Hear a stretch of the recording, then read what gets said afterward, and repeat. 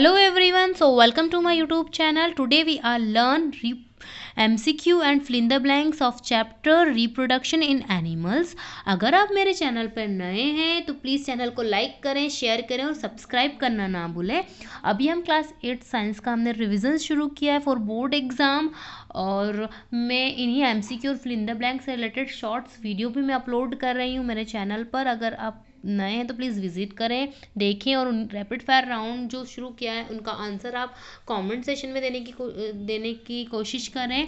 तो चलिए देखते हैं पहला MCQ क्या है हमारा। By which method does reproduction take place in hydra. Hydra में रिप्रोडक्शन की जो मेथड होती है ना, वो कौन सी होती है? A binary fission, B planting, C metamorphosis, D budding. So इसका करेक्ट आंसर होगा budding. Internal fertilisation take place. Internal fertilisation है इन फीमेल बॉडी में होता है, B outside of female body, C in male body, D outside of male body.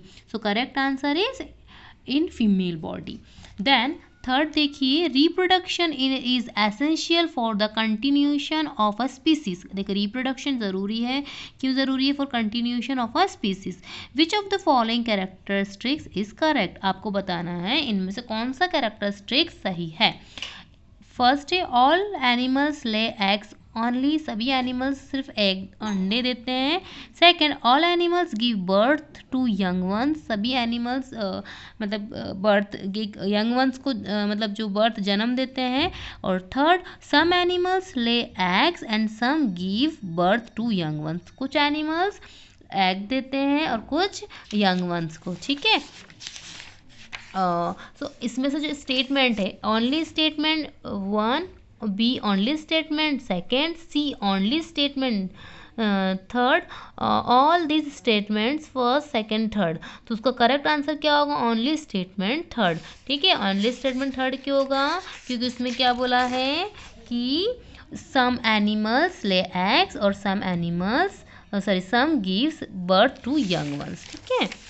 अब हमारा fourth है, by which process does a tadpole develop into adult. कौन सी process से जो टैडपोल होता है, टैडपोल जो लार्वा होता है, वो एडल्ट में कन्वर्ट होता है। So option A fertilisation, option B metamorphosis, option C embedding, option D budding. So correct answer is metamorphosis, ठीक है। इसके बाद है फिफ्थ वाला, देखिए the test tube baby develops. जो टेस्ट ट्यूब बेबी कहाँ डेवलप होता है? ए इन टेस्ट ट्यूब में, B in laboratory, C in female body, D in male body. तो उसका करेक्ट आंसर क्या होगा? In female body.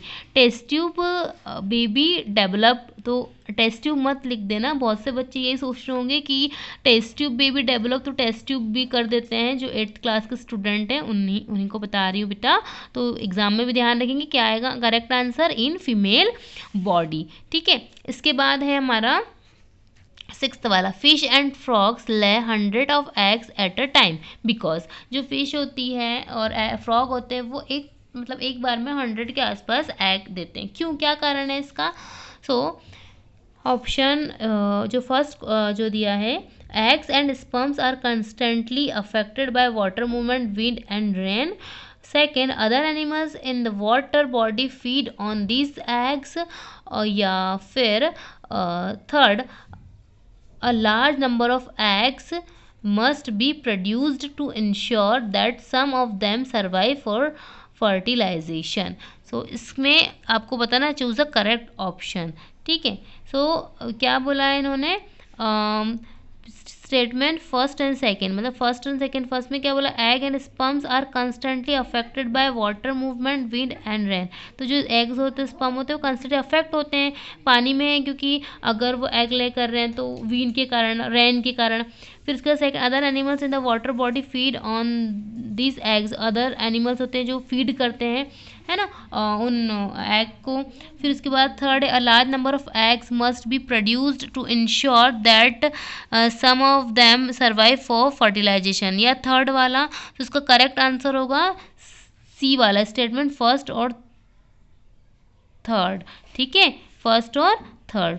इसके बाद 7th वाला देखिए, Boojho saw some eggs in a pond which were not covered with a shell. Boojho ने क्या देखा, कुछ एग देखे एक पॉन्ड में जो कि क्या नहीं था, उस पर शेल नहीं था। They were very soft with a layer of jelly. वो कैसे थे, वेरी सॉफ्ट थे, है ना, इसमें एक जेली सा एक लेयर बनी थी। This eggs belong to which animals. वो पूछ रहे हैं कि जो एग है वो किसके होंगे, किसे बिलोंग करते हैं, ठीक है। सो ऑप्शन है हैन, फ्रॉग, ईस्ट या क्रो। तो इसका करेक्ट आंसर होगा फ्रॉग, ठीक है। उसके बाद है 8th वाला, identify the correct group of विवीपैरस animals. तो काफ़ी इजी है। विवीपैरस एनिमल्स हमें किन्हें बोलेंगे, जो क्या करते हैं, बेबी को जन्म देते हैं। तो A cow, dog, cat, B frog, cow, goat, C fish, frog, crocodile, या डी जेलीफिश, फिश और कैट। तो करेक्ट पेयर क्या होगा बेटा, काउ, डॉग और कैट। ये तीनों ही जो एनिमल्स हैं जो बेबी का जन्म देते हैं, ठीक है। सो इसके बाद है हमारा fill in the blanks. The type of reproduction in which there is fusion of male and female gametes is called dash reproduction. सो क्या होगा इसका आंसर, मतलब जो वो रिप्रोडक्शन जिसमें मेल और फीमेल जो गैमेट्स है वो क्या होते हैं, फ्यूज होते हैं, उन्हें हम बोलते हैं, उस रिप्रोडक्शन को क्या बोलते हैं, सेक्सुअल है या एसेक्सुअल।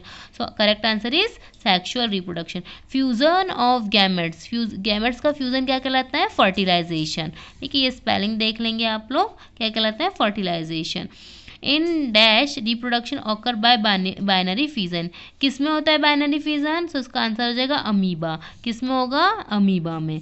देन उसके बाद है 4th, in hydra reproduction is done by. Hydra में क्या होगा, यहाँ पे बर्डिंग आएगा, है ना, क्या आएगा, budding. The animals which give birth to young ones directly are called, मतलब यहाँ बोला है जो एनिमल्स डायरेक्टली क्या यंग वंस को मतलब जन्म देते हैं, तो वो क्या होगा, आपके विवीपैरस। क्या आएंगे, विवीपैरस। अगर यहाँ पर आ जाता है कि यंग वंस की जगह मतलब एग, ठीक है, तो आप क्या लिखते हैं यहाँ पे, ओवीपैरस। क्या आ जाता है आंसर आपका, ओवीपैरस। 6th वाला, external fertilisation occur in. External fertilisation किस में होता है, तो आंसर आएगा फ्रॉग में, ठीक है। Only single parents is involve is dash reproduction. Single parents he involve होते हैं उस रिप्रोडक्शन को क्या बोलते हैं बेटा, एसेक्सुअल बोलते हैं। तो हमने एमसीक्यू और फिल इन द ब्लैंक्स हमारे जो इस चैप्टर के भी कंप्लीट कर लिए हैं। चलिए, थैंक यू।